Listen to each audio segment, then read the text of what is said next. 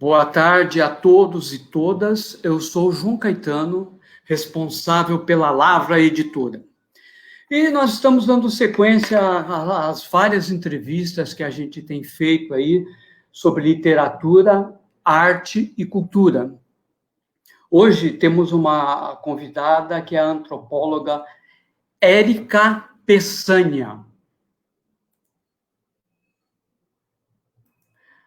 Opa. Boa tarde, Érica. Boa tarde, João. Prazer estar aqui com você hoje. O prazer é nosso. A Érica Peçanha é bastante conhecida, mas quem não a conhece, ela é antropóloga, com pesquisa de pós-graduação e pós-doutorado sobre produção cultural da periferia. É autora do livro Vozes Marginais na Literatura e é coautora de Polifonias Marginais. Ela é também pesquisadora de pós-doutorado do Instituto de Estudos Avançados da USP e do N-Periferias, Grupo de Pesquisa das Periferias. Érica,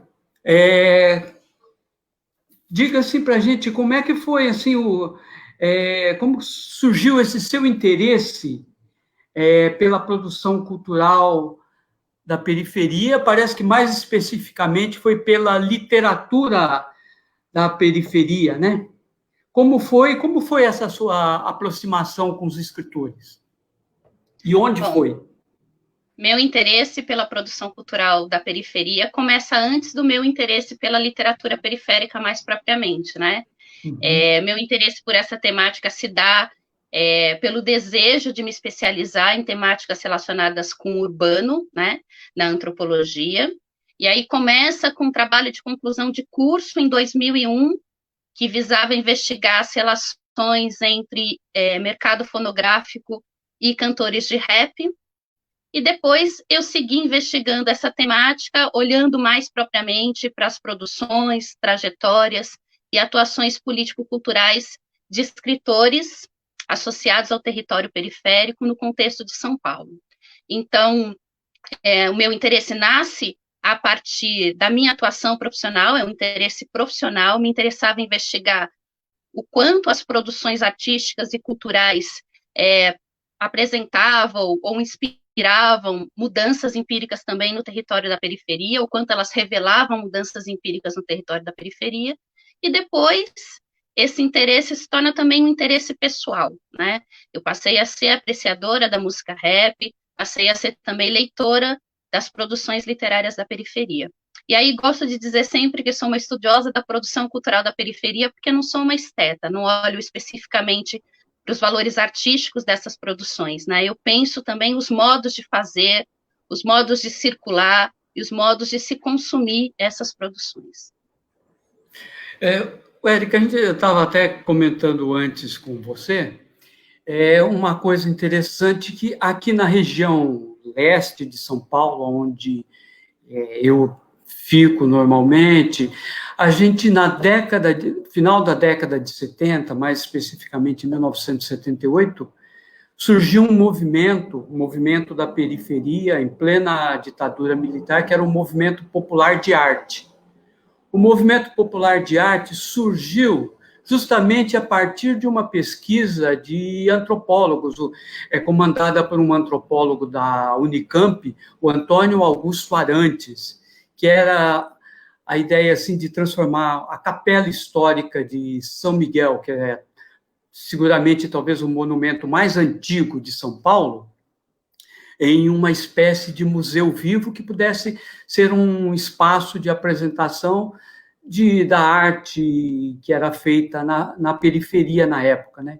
A partir desse trabalho deles, surgiu, aglutinou vários artistas, várias pessoas, e daí surgiu o movimento popular de arte, e tem gente que está até hoje aí na atividade, né? No meu caso, o poeta Akira Yamazaki, o cantor e compositor Edivaldo Santana, o cantor Zulu de Arrebatar, Éder Lima, a cantora e poeta Lígia Regina, Sueli e tantas outras pessoas, né?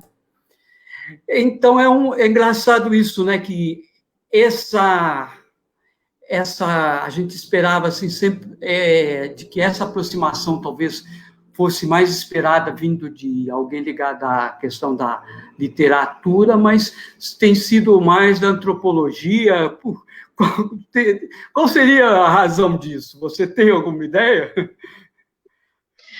Olha, no meu caso especificamente, tem a ver com esse que eu acabei de contar, né? Meu desejo era ser pesquisadora do urbano, então a literatura foi meu pretexto para investigar a periferia no contexto contemporâneo, né? Então, também para a tradição de estudos urbanos brasileiros, a periferia sempre foi, os territórios populares sempre foram terrenos férteis para a gente pensar. Cultura, para a gente pensar ação coletiva, formas de organização política, reivindicações para o Estado. Então, os territórios populares são territórios férteis para as ciências sociais e especificamente para a tradição de estudos urbanos. Então, por isso também há um interesse de cientistas sociais para pensar as produções artísticas, para pensar as manifestações culturais, né? Uhum. E você, assim, qual foi o seu primeiro contato com essa produção da periferia? Quando é que se deu? Em 2003, eu estava em busca de um tema de pesquisa, de mestrado, algo bastante recorrente entre as pessoas que têm interesse em seguir a carreira acadêmica, esse momento de pensar, então, o que eu posso estudar, o que pode ser um tema, o que pode ser objeto de pesquisa. E aí, em 2003, eu estava num evento chamado Semana de Cultura Hip Hop, que foi um evento que foi organizado por várias posses de hip hop, acontecendo na cidade de São Paulo, na sede da Ação Educativa. Eu já acompanhava esse evento desde 2001, por conta do TCC que eu mencionei aqui no início da live também. E nessa edição de 2003, um dos temas abordados no evento era a produção literária da periferia. O evento se chamava Escrito por Nós, Literatura Marginal. E da mesa participaram o escritor Sérgio Vaz, já falando naquela época da Cooperifa, e havia alguns poetas da Cooperifa presentes também. Havia a participação do Ritson do Gueto, que é um MC e escritor. Havia também a participação do Preto Góes, um rapper já falecido, muito importante para a história do hip-hop brasileiro, e que havia publicado numa das edições da revista Caros Amigos Literatura Marginal. Então, esse foi meu primeiro contato. Eu, honestamente, nunca tinha ouvido falar de uma produção literária que visava representar territórios e espaços marginais na literatura, não conhecia movimentos coletivos em torno da literatura organizados nas periferias, embora eu seja uma moradora de periferia, moro num bairro de periferia há 40 anos, no mesmo bairro, e embora eu também seja uma leitora de literatura desde a minha adolescência. Então, eu desconheci essa produção literária, conheci nesse evento, e nesse mesmo dia eu vi alguns poetas da Cooperifa declamando, tive a minha primeira conversa com o Sérgio Vaz, soube da existência da Cooperifa, e a partir daquilo acendeu em mim um desejo de pensar essa produção literária. Comprei as edições da Caros Amigos Literatura Marginal publicadas até então, comprei o livro do Ferrez, Capão Pecado, que foi um livro bastante mencionado naquela ocasião, já conhecia o Cidade de Deus, do Paulo Lins, e a partir dessas primeiras produções, também passei a buscar trabalhos acadêmicos que tivessem abordado esse fenômeno. E descobri ali que não havia nenhum trabalho específico, nenhum trabalho acadêmico específico sobre esse tema, então percebi que esse era um tema que podia ter grande rendimento teórico, né, porque revelava ali uma novidade empírica no contexto das periferias, né, era uma novidade que ajudava a pensar o território periférico, e era uma novidade também que ajudava a pensar a cena cultural brasileira. Então foi assim que eu tive o meu primeiro contato lá em 2003. E foi esse primeiro contato, como é que foi? Foi tranquilo ou foi um contato assim com houve desconfiança de, por exemplo, do pessoal Sérgio Vaz e outros da periferia ali da região sul em relação a você? Como é que foi essa relação? Então, nesse primeiro contato, foi um contato de admiradora, de quem admirava o que estava ouvindo ali, foi um contato mais informal, não foi um contato de pesquisadora propriamente, né?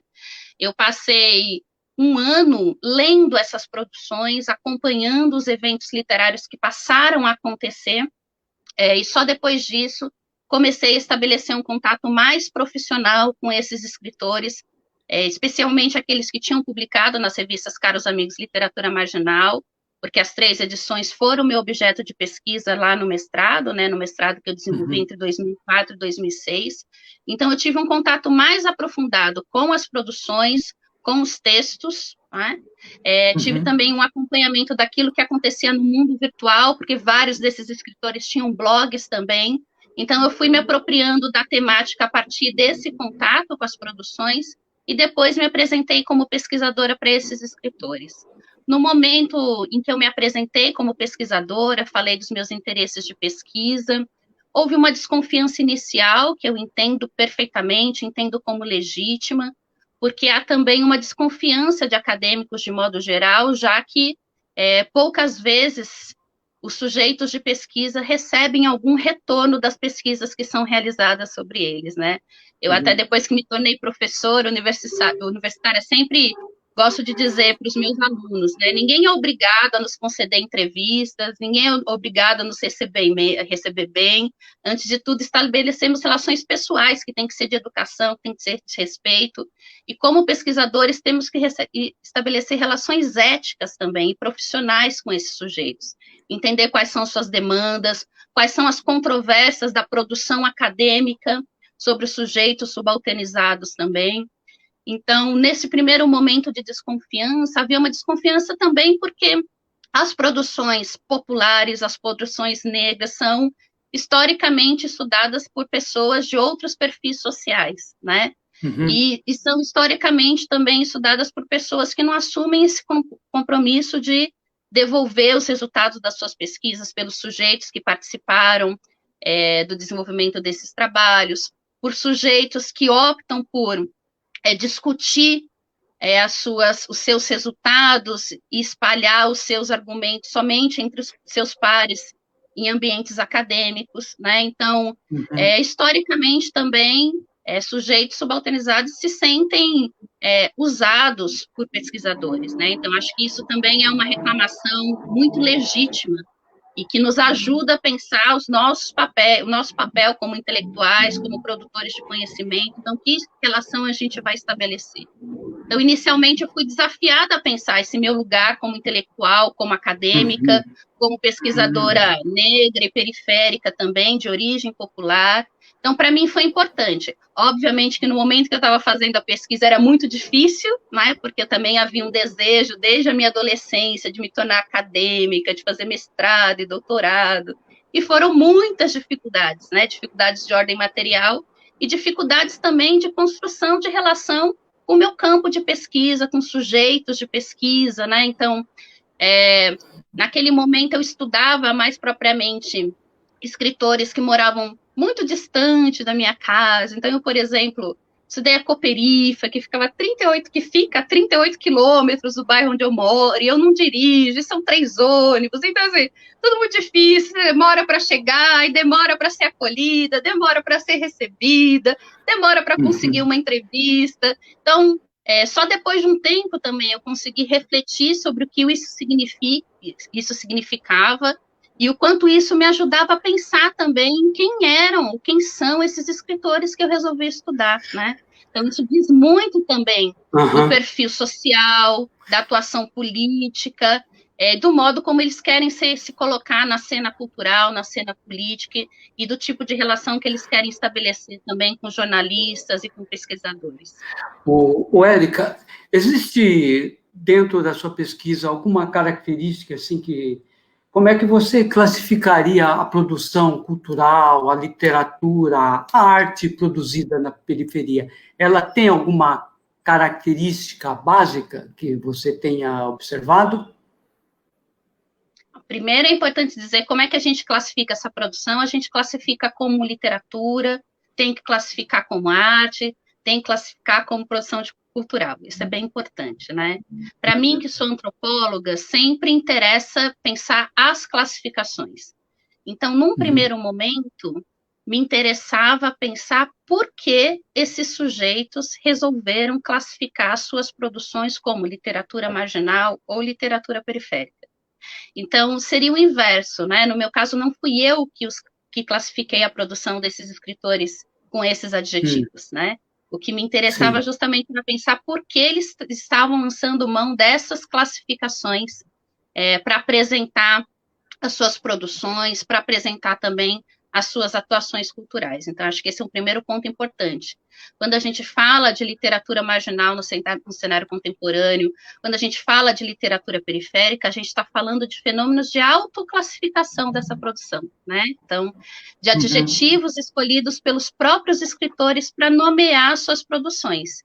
E eles escolhem esses adjetivos justamente para realçar não só o lugar de onde eles falam, não só para localizar suas características sociais, né, o seu perfil social como escritores também, mas também para referenciar algumas características das suas produções. Então, por exemplo, a valorização de certas temáticas que têm a ver com os modos de vida dos territórios periféricos, a valorização de certos personagens que também são notadamente sujeitos negros, populares, moradores de periferias e favelas, a valorização de uma certa linguagem, de certos neologismos que têm a ver com os modos de falar nos territórios periféricos, a valorização de algumas tradições estéticas, como, por exemplo, o cordel, ou como hip hop, ou como algumas tradições populares mais propriamente. Então, é importante pensar que essas classificações, sejam elas atribuídas por pesquisadores, ou sejam elas atribuídas pelos próprios escritores, elas ajudam a identificar certas marcas sociais desses autores e certas marcas estéticas também das suas produções, né? Mas eu gosto sempre de dizer, é muito importante, eu ouço essa pergunta há 15 anos, né? Qual é a melhor classificação para essa produção, né? E eu faço questão de dizer que não se trata de dizer qual é a classificação mais adequada, qual é a da minha preferência, né? Como antropóloga, já disse aqui, sempre vai me interessar por que escolhem uma classificação e não outra, né?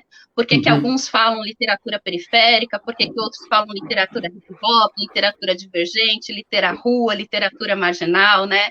É interessante pensar o jogo das classificações mais propriamente, né? E acho importante pensar também que cada uma dessas classificações pode remeter a um conjunto de autores e obras diferentes. Notadamente, quando a gente fala de literatura periférica, a gente está falando de um tipo de produção literária que é de autoria de escritores originários e atuantes das periferias. Quando a gente fala de literatura marginal, por exemplo, na ideia de marginalidade associada à literatura, a gente pode estar falando de produções literárias à margem das grandes editoras, dos grandes prêmios, dos cânones, produzidas por sujeitos que vivenciam situações de marginalidade diversas, que não tem a ver apenas com local de moradia.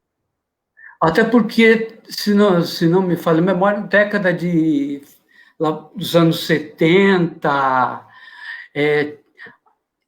tinha essa literatura marginal, era um pessoal que fazia produção assim, em mimeógrafos e vendia assim, em bares, coisa, e que era notadamente mais um pessoal assim da área universitária, de classe média, né? Que eles se autodenominavam como literatura marginal na época, né? Não, mas a gente não há nenhum paralelo entre os que o pessoal da periferia que se autodenomina como literatura marginal e aquela produção da década de 70, né? Eu acho que tem um paralelo importante, né? Que é para a gente pensar como e quando esse tipo de expressão foi usada. Então, você lembrou bem aqui que em território brasileiro, talvez o grupo mais conhecido associado à expressão literatura marginal seja o grupo dos poetas do contexto da ditadura militar, que tem esse perfil que você também trouxe aqui, universitários, de classe média, majoritariamente brancos, no contexto do eixo Rio-São Paulo, né? E naquele momento, literatura marginal foi um termo utilizado por pesquisadores para classificar esse fenômeno que estava acontecendo no contexto cultural brasileiro, né? Então, que era um fenômeno de escritores que buscaram produzir, fazer circular as suas literaturas a partir de meios alternativos, né? Então, essa geração também é chamada de geração mimeógrafo, né? Então, vários poetas organizados em coletivos de poesia também, que produziam seus livros de forma artesanal, que difundiam seus poemas também em camisetas, em outras, a partir de outros produtos também. Então, havia ali também um desejo de se colocar à margem do corredor oficial de produção e circulação que estava ligado ao contexto da ditadura, né? Então, também era um movimento, em alguma medida, de resistência ou de oposição a esse mercado cultural vigente, né, em alguma medida. No contexto contemporâneo, algo que vai acontecer mais perto do final dos anos 2000, o que a gente tem é a apropriação do termo literatura marginal por alguns escritores da periferia para fazer circular a sua produção. E aí vale reconhecer o papel do Ferrez como grande ideólogo dessa expressão para nomear as produções literárias das periferias, né, ou dos sujeitos à margem da sociedade, como ele nomeava, né? Então, a gente tem uma apropriação, uma ressignificação do termo, e aí tem essa diferença de serem os próprios escritores para classificar, para usar essa expressão para classificar as suas produções, mas acho que tem um paralelo importante, que é o modo de fazer circular, né? Circular, em alguma medida, à margem, ou pelo menos num primeiro momento, à margem do grande circuito literário. Então, a gente está falando também, nos anos 70, de uma produção que posteriormente se tornou também uma literatura de maior prestígio e reconhecida, né?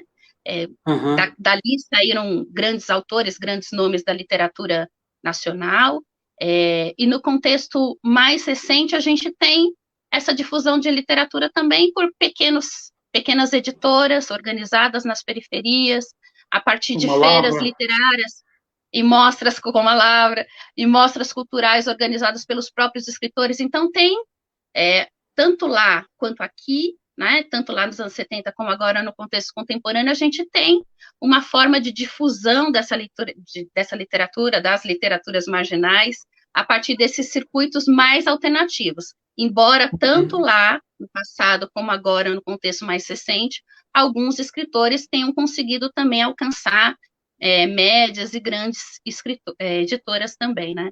Eu acho que um outro paralelo importante é de como essas manifestações foram relevantes para a própria cultura brasileira, né? O quanto elas nos fizeram pensar, o quanto elas provocaram questões no mercado cultural também e na própria academia. Sim, em relação à academia, tem uma das pessoas do nosso conselho editorial, a Regina Dalcastagni, que faz um trabalho voltado à arte, à literatura, basicamente, que foge um pouco assim do cânone tradicional.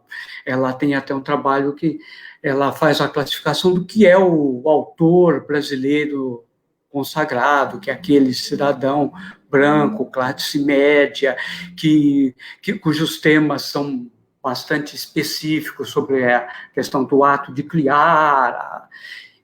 Então, acho que é interessante que a literatura, nesse aspecto, a literatura das periferias poderia ser definida, por essência, como uma literatura engajada, né?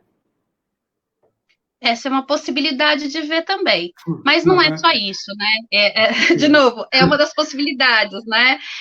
Para acadêmicos, por exemplo, literatura engajada, literatura popular, literatura hip-hop, são expressões mobilizadas por alguns estudiosos, por exemplo, para nomear essa produção também, né? A Cássia Cardoso, que está acompanhando a gente, é uma poeta lá de Santos, ela estava fazendo uma pergunta, se você poderia dar um exemplo na prática de uma dessas classificações e o porquê dessa classificação. Então, vou dar exemplos a partir da distinção entre literatura marginal e literatura periférica, né? Então, literatura periférica é uma expressão criada por escritores paulistanos para nomear produções literárias organizadas por sujeitos originários e atuantes nas periferias, né? Essa literatura, para além de pensar perfil, ela também, essa classificação ressalta essas marcas, né, em que se fala a partir da periferia, se escolhe tematizar os territórios periféricos, temas que dialogam com os modos de vida, com os modos de falar nas periferias. Mas é importante lembrar que é uma produção a partir da periferia, e não só sobre a periferia, né? Um sujeito periférico coloca na literatura ou representa na literatura o seu ponto de vista sobre o mundo, né? Eu acho que isso é muito importante, porque a gente está falando de um fenômeno de 20 anos, né? Então já há uma diversidade temática muito grande. Nas primeiras produções, a gente via sempre o cenário da periferia ou da favela como predominante, agora não só. A gente tem produções em que não há nenhuma referência nominal à periferia ou favela, por exemplo. A gente tem produções que vão falar sobre bem viver, sobre cuidados da saúde, produções voltadas para o erotismo, produções que podem ser lidas também a partir de um certo feminismo periférico, produções que dialogam mais com as tradições afro-brasileiras. Então, é uma produção a partir da periferia, né, a partir da qual sujeitos periféricos estão representando o seu ponto de vista sobre o mundo. Eu acho isso muito importante, né? Mas, notadamente, se refere à produção de autores originários e atuantes das periferias. Quando a gente pensa em literatura marginal, acho que a distinção mais importante é que, no adjetivo marginal, cabem outros perfis para além dos sujeitos originários das periferias. Então, no âmbito acadêmico, literatura marginal serve para classificar obras produzidas por sujeitos que vivenciam situações de marginalidade editorial. Então, um sujeito que publica para uma editora independente ou que lança seu livro a partir de autopublicação, poderia ser classificado como um escritor marginal. Né? Um sujeito, literatura marginal serve para nomear também produção de sujeitos que vivenciam situações de marginalidade jurídica. Então, todo um conjunto de obras que visaram retratar, por exemplo, o cotidiano de presídios, poderia ser classificado também como literatura marginal. Né? Obras lançadas por sujeitos que vivenciam situações de marginalidade social diversas. Então, por exemplo, uma obra publicada por mulher também pode ser classificada como literatura marginal. Por uma pessoa homossexual, por um sujeito gay, por exemplo, também pode ser classificada como literatura marginal, porque essa ideia de marginalidade é ampla. Deixa eu aproveitar te perguntar uma coisa.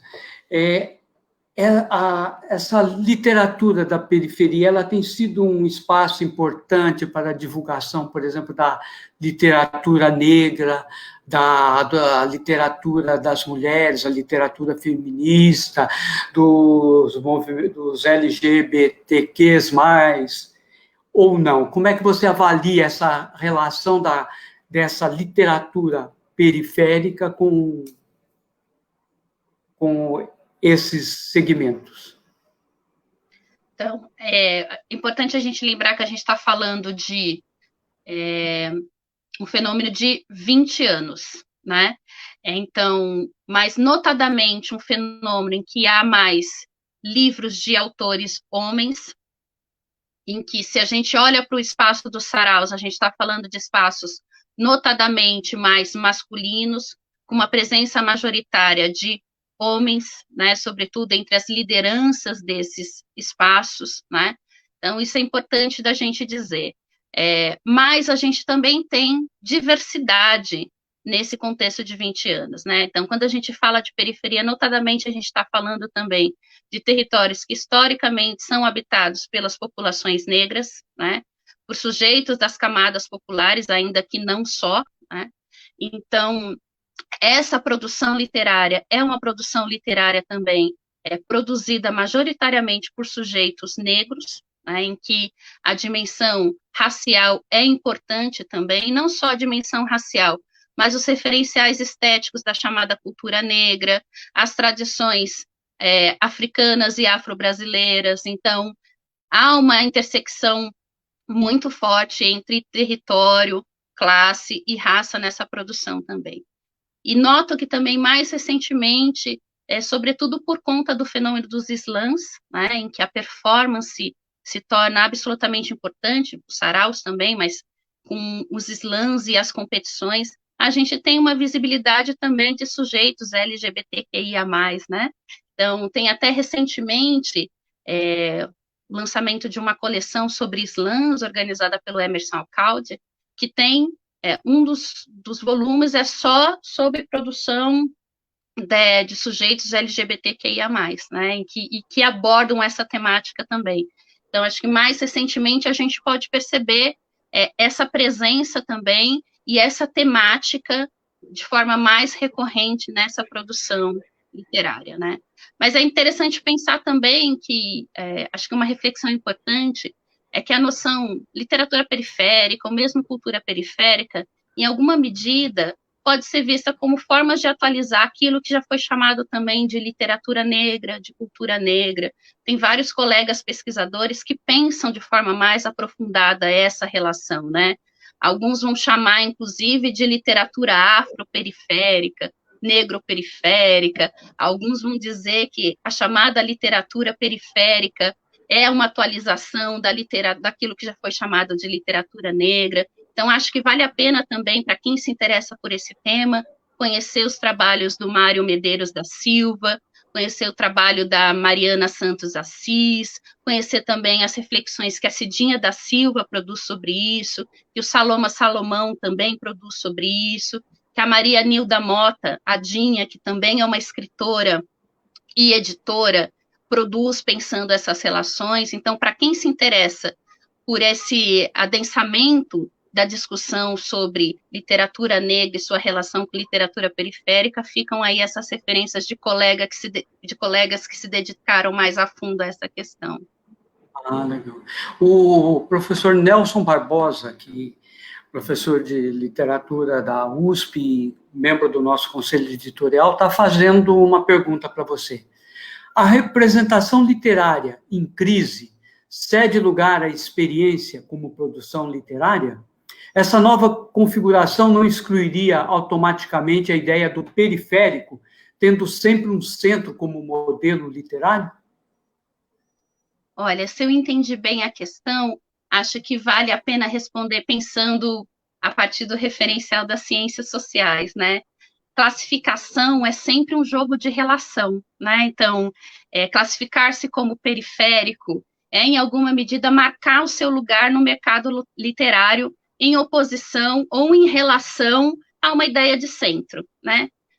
De centro que não é só geográfico, mas é também político, é cultural, enfim, é político, é geográfico e é cultural, né?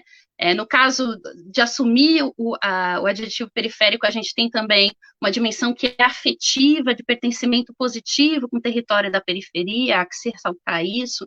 Então, notadamente, acho que o que a sua pergunta traz é a possibilidade de pensar o quanto essa representação de si, ou do seu ponto de vista sobre o mundo, nos ajuda a pensar também sobre a construção do sujeito periférico, a representação do sujeito periférico na história da literatura, né? Porque quando a gente fala de produção literária da periferia, a gente tem a possibilidade de pensar também que sujeitos que historicamente foram objetos dessa representação se tornaram sujeitos dessa representação.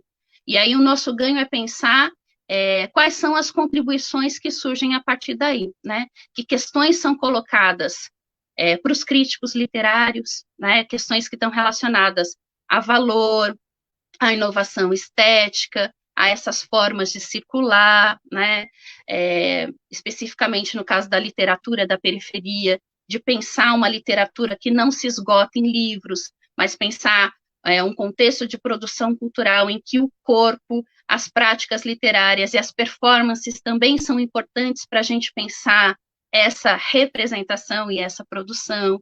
Então, eu fico sempre pensando que o ganho é considerar quais são as reflexões que são possíveis a partir de fenômenos como esse da produção literária da periferia. Como a periferia, normalmente,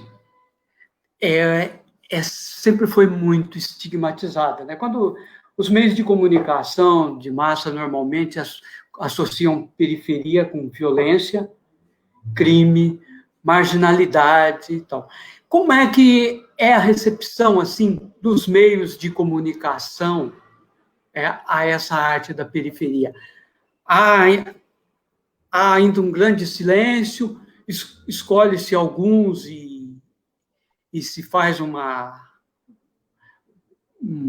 pequena divulgação e se esquece. Como é que é isso? E como é que é também isso o meio acadêmico? O meio acadêmico ainda encara, por exemplo, a arte da periferia com muito preconceito? Como é que você vê essas duas relações aí? Os meios de massa e o acadêmico. Vamos lá, eu prefiro pensar com relação ao mercado de forma ampla, né? Porque aí a gente pode pensar tanto com relação ao jornalismo cultural, como também a própria recepção de instituições culturais a essa produção, da inserção desses escritores em feiras literárias, em mostras artísticas, por exemplo. Então, de novo, vou ressaltar que a gente não está falando de uma novidade, né? A gente está falando de um fenômeno consolidado que tem cerca de 20 anos, centenas de livros, de um fenômeno que eu comecei a estudar e conheci essa produção a partir do contexto de São Paulo. Hoje eu tenho o prazer de conhecer trabalhos acadêmicos, de conhecer coletivos literários, de conhecer autores em todo o Brasil, de verdade, né? Então, ainda que conheça muito menos do que eu conheço do contexto paulistano, conheço produções e coletivos e trabalhos acadêmicos em todas as regiões do país. Então, é importante pensar que tem um espraiamento e tem visibilidade dessa produção.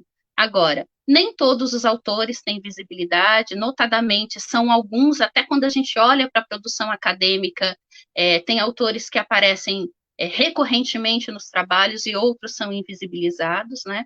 E quando a gente olha também para os circuitos de feiras literárias, de eventos acadêmicos, também são alguns dos escritores que conseguem circular. Então, embora a gente tenha uma efervescência dessa manifestação literária, ainda são alguns que circulam mais do que os outros, alguns que têm mais visibilidade que os outros, mas a gente tem uma série de programas de TV que falam dessa produção, a gente tem centenas de matérias jornalísticas sobre essa produção.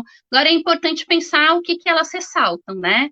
Acho que uma grande diferença que a gente pode comemorar com relação à produção literária da periferia no contexto contemporâneo e em outros momentos em que houve produção literária da periferia, é que em outros momentos a gente tinha alguns sujeitos que ganharam proeminência individualmente. Então, esses sujeitos eram vistos como exceções culturais. No cenário contemporâneo, né, o que a gente tem é uma profusão de obras, autores e coletivos associados ao território da periferia. Então, também, a ideia de literatura da periferia é muito forte no cenário recente, porque essa manifestação ganhou visibilidade a partir de atuações coletivas, né? Não à toa, eu nomeei o meu trabalho lá de 2006, o meu mestrado, de Os Escritores de Periferia Entram em cena de forma coletiva, né? Então, acho que é importante que quando esses sujeitos aparecem na televisão, também aparecem não apenas como exceções culturais, mas como sujeitos que estão ligados a um cenário de efervescência também. Né?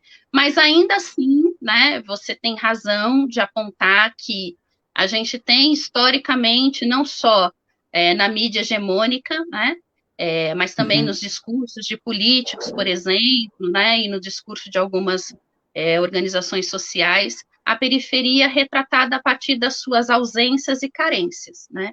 Eu até insisto, junto com outros colegas pesquisadores da produção cultural, que esse momento de efervescência nos dá a possibilidade de pensar a periferia também a partir das suas potências, das suas contribuições estéticas para a cultura brasileira, né? para suas formas de ação coletiva que ressignificam o território periférico. Então, acho que tem um avanço importante aí de olhar para a produção cultural, ressaltando essa inovação, a criatividade, as formas de solidariedade, as estratégias coletivas para fazer produzir, circular e consumir cultura nos territórios populares. Então, acho que isso é muito importante.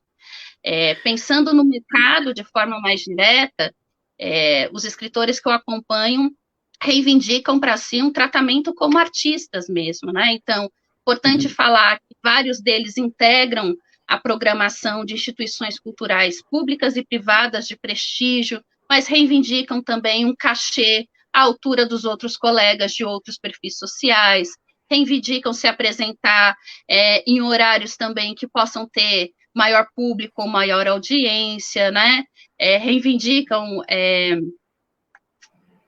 comporem ou fazerem parte de acervos das bibliotecas, dos centros culturais, das escolas. Então, é importante dizer que há uma circulação, há uma visibilidade, mas também há uma série de desafios para pensar o reconhecimento mesmo dessa produção. Agora, com relação à academia, eu gostaria de dizer que, inclusive, a minha pesquisa atual é um estado da arte sobre literatura e periferia no Brasil. Então, o meu trabalho é justamente mapear e investigar as produções acadêmicas que existem no Brasil sobre essa produção literária, né? E fico muito feliz em dizer que o corpus da minha pesquisa, considerando o recorte que vai de 2004, que é o primeiro trabalho acadêmico que tem pelo menos um capítulo dedicado só a isso, né? O primeiro trabalho acadêmico que aparece com palavras-chave que se relacionam com esse meu objeto de pesquisa. Então, considerando de 2004 a 2018, consegui mapear 73 trabalhos acadêmicos em diferentes áreas do saber sobre essa produção. E, ao contrário do que se pensa, a maioria dos trabalhos é realizada na área de letras, de literatura. O que eu penso também ser algo que nos leva a pensar um reconhecimento dessa produção também pelos meus colegas da área de letras, né? E, sobretudo, quando eu comecei a pesquisar, e os próprios escritores diziam isso, né? Que, mas é uma cientista social, é uma antropóloga pesquisando, então o interesse é mais sociológico, né? Pelos desdobramentos políticos e pedagógicos dessa produção. Cadê os colegas da literatura? Será que não tem valor estético? Será que não tem um reconhecimento também literário dessa produção? Então, eu até acho que é injusta essa consideração. As cientistas sociais também podem fazer apreciação estética das obras, né? Acho que vai ser sempre muito menor um trabalho acadêmico que se debruce sobre a literatura da periferia ou qualquer literatura e não fale das características dessa literatura, né? Então, cientistas sociais também podem fazer apreciação estética, e pesquisadores da área de literatura também podem fazer uma abordagem mais sociológica, né? Então, mas ainda assim é importante valorizar também uma diversidade de interesses, né? São diferentes pesquisadores ligados a diversas áreas do saber que se interessam por essa produção. Então, ter em tão pouco tempo, né, tem 15 anos, mais de 70 trabalhos acadêmicos, considerando só o contexto brasileiro, eu acho muito significativo do acolhimento ou do interesse acadêmico por essa produção, né? Legal. Você estava falando que tem uma produção grande, trabalhos da periferia, etc., né? Isso se dá a partir de 2000 para cá, digamos, um boom assim, da produção artística da periferia. Seria isso? E como é que como é que boa parte desses artistas fazem a divulgação dos trabalhos? Como é que é esse divulgar da arte, da literatura, da periferia? Como é que ele é feito? Vou começar pelo final, né? Ao longo desses 20 anos, já foram algumas estratégias de divulgação. Então, sobretudo no início dos anos 2000, os blogs eram um veículo muito importante para essa produção literária, né? Os saraus, né, são instâncias importantes, não só de estímulo a novos leitores e espectadores de poesia, mas também ajudam a formar novos autores, novos escritores. São espaços também de lançamento, comercialização de livros, são espaços que originaram também pequenas editoras, então os saraus são espaços importantes de produção, circulação e consumo dessa produção literária, né? E mais recentemente a gente tem as estratégias também das mostras coletivas, né? Então as feiras literárias, setembro tem aí mais uma edição da Feliz, organizada pelo Sarau do Binho, por exemplo. Desde 2008, a gente tem a organização da Mostra Cultural da Cooperifa, né? E essas mostras específicas ajudam a fazer circular essa produção também, né? E ajudam a fazer circular reflexões em torno dessa produção. Eu acho sempre importante dizer, né? Desde o início das minhas pesquisas, eu venho reafirmando o papel desses sujeitos também como produtores de conhecimento, de reflexão sobre as suas próprias produções literárias e sobre suas atuações. Então, estou citando 2 exemplos de 2 momentos distintos desse fenômeno literário, né? Então, pensando lá os blogs, num primeiro momento, e agora os saraus, aliás, 3, né? E as mostras artísticas mais recentemente. Agora, com relação à primeira pergunta, sobre isso que você nomeia como boom da produção cultural da periferia, eu queria lembrar que nos meus trabalhos, por exemplo, eu uso a expressão efervescência cultural nas periferias para nomear esse fenômeno que a gente vem assistindo desde o início dos anos 2000, né? Mas como você mesmo começou essa live falando, é preciso reconhecer que desde que os territórios periféricos se formaram, há expressões artísticas e culturais nesses territórios, né? Você citou aqui o movimento popular de arte, mas a gente tem samba, a gente tem funk, a gente tem hip hop, né? A gente tem várias outras manifestações artísticas importantes para a cultura brasileira, né? E para os territórios periféricos também. O que a gente tem mais recentemente, né? Acho que é isso importante a gente pensar, é o uso do adjetivo periférico para nomear certas produções. Acho que isso é bem importante, né? Ou, mais objetivamente, a gente tem a associação de uma série de produtos, práticas e trajetórias artísticas ao território da periferia. Acho que isso é uma diferença importante. O que a gente tem desde os anos 2000 também é um espraiamento dessas manifestações práticas e produtos para as diferentes linguagens artísticas.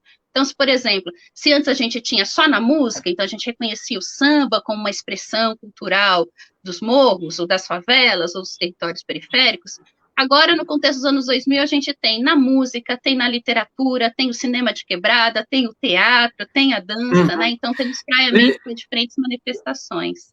Nesse sentido, tem uma pergunta aqui da Maria Adelaide Dias, que ela pergunta assim: podemos traçar um paralelo entre essa literatura chamada marginal e certos escritores consagrados, como, por exemplo, Lima Barreto, ou são situações radicalmente diferentes?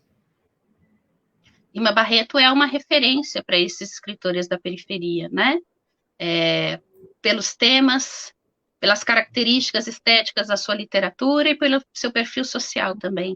Então, acho que, de novo, pensando nas classificações, a gente pode fazer paralelo com várias trajetórias de outros contextos históricos e as trajetórias que emergiram agora a partir da visibilidade das ideias de literatura marginal e literatura periférica. Lima Barreto é um deles, Carolina de Jesus é outra autora, por exemplo, Plínio Marcos é uma outra referência, então só para citar aqui alguns paralelos possíveis, né?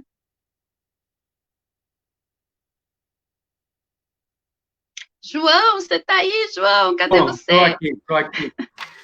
Eu estou aqui com uma pergunta que o Escobar Flanelas caminhou para a gente. Escobar! Ele não tá assistindo a live, que ele tem uma outra atividade aí, mas ele mandou por escrito aqui para mim. As pautas reivindicatórias das periferias hoje parecem estar num determinado platô, ou seja, as forças contrárias ou conservadoras nos negam os mínimos direitos conquistados. Ao mesmo tempo, parece claro que não vamos desistir. em que pese a luta ser muito desigual, como aliás sempre foi. No futuro, quem escrever sobre as primeiras décadas do século XXI contará sobre uma revolução em curso e que nós, neste momento, ainda não percebemos? Poxa, Escobar, você trouxe tanta coisa aí. Eu vou ficar mais com o seu comentário do que em esboçar uma resposta. Se a ideia for pensar, acho importante a gente sempre pensar que não há conservadorismo, não há opressão sem luta, né? Então, assim, a história dos territórios populares é uma história também de resistência, de solidariedade, de inovação com relação à organização política, a formas de vida, de autocuidado. Então, é sempre importante lembrar disso, né? Uhum. O Paulo Gonçalves fez aqui uma observação: viver e de forma intensa transformar essa intensidade em experiências e experimentos de maneira artística, rompe esses estigmas, periferia, centro, etc. Por exemplo, o poeta Sérgio Vaz continua fazendo literatura periférica? Acho importante pensar que assim, a estigmatização é o vetor da carreira de vários desses escritores, né? Se colocar como escritor periférico significa marcar um lugar no mercado cultural. Significa também se esforçar por se aproximar de leitores com o mesmo perfil sociológico. Você está aí, João? Travou aqui para mim. Estou aqui. Estou ouvindo. Ah, que bom. Estou ouvindo? Então, tá normal aqui para a gente. Está normal. que aqui você travou, eu fiquei com essa dúvida. Mas então respondi isso, né? Que pensar essa estigmatização é pensar a marcação de um lugar no mercado, né? E acho importante também sempre respeitar a classificação que o escritor quer atribuir, né? Conheço bem o trabalho do Sérgio Vaz e sei que para ele que afirmar que a sua literatura é periférica é afirmar a potência da periferia, é afirmar um vínculo positivo com a periferia e é afirmar também um pertencimento com o espaço social da periferia. Periferia é a matéria-prima da produção literária do Sérgio Vaz, e é por isso que ele se apropria dessa expressão para classificar o trabalho que ele faz.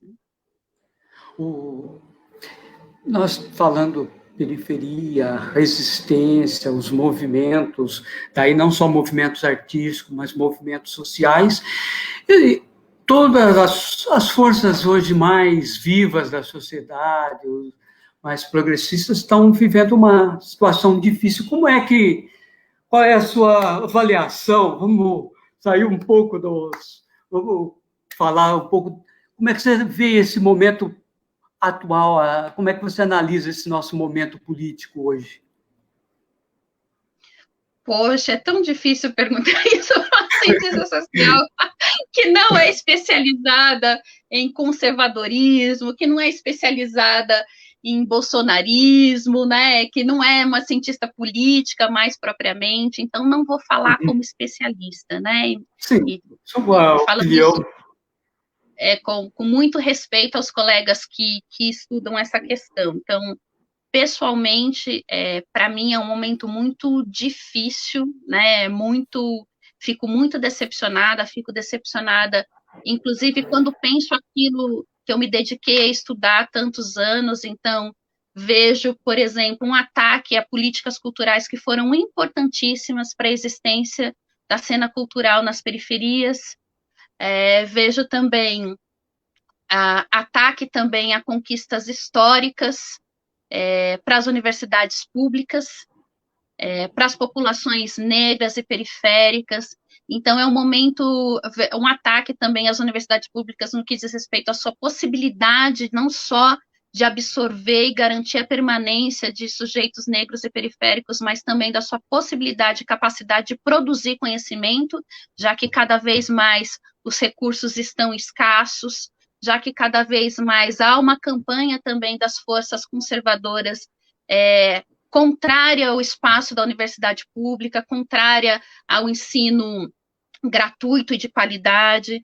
Então, pessoalmente, como moradora de periferia, como uma pesquisadora, como uma acadêmica, É um momento de muita tristeza também, mas é um momento, não se enganem. De novo, já disse isso, né? Por mais que seja difícil, por mais que a gente esteja dolorido com todo esse processo, por mais que a gente fique entristecido e por vezes a gente se canse, assim, sempre vai haver resistência. Tem resistência na universidade a partir das pesquisas que a gente produz, tem resistência nos territórios periféricos a partir das nossas formas de solidariedade, das nossas formas de luta, né? Então, acho que é importante a gente se fortalecer pensando nisso, naquilo que a gente constrói como coletividade também, né?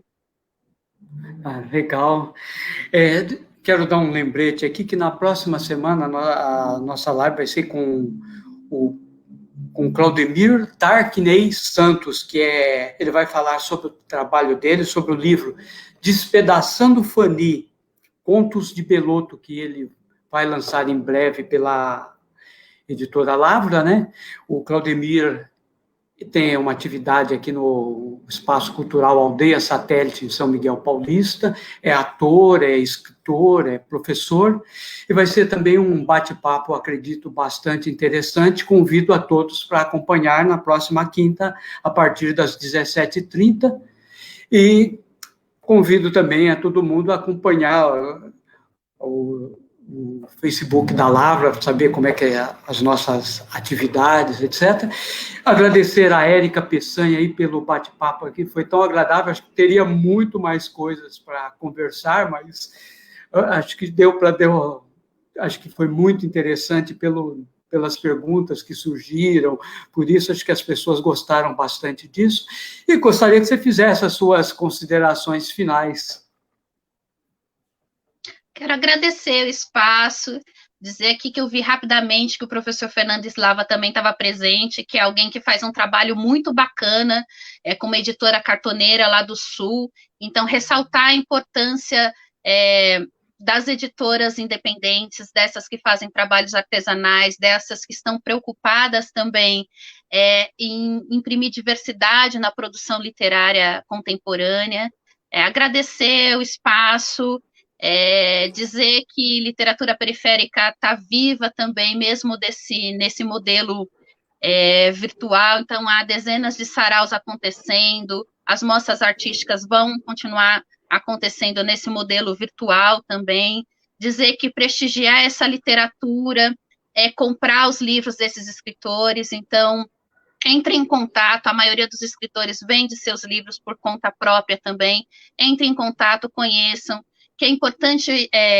valorizar a produção literária contemporânea, então mesmo para criticar é preciso conhecer, são centenas de autores em diferentes localidades brasileiras, então recomendo também que vocês estejam atentos a essa produção literária tão viva, tão diversa e tão importante para a cultura brasileira.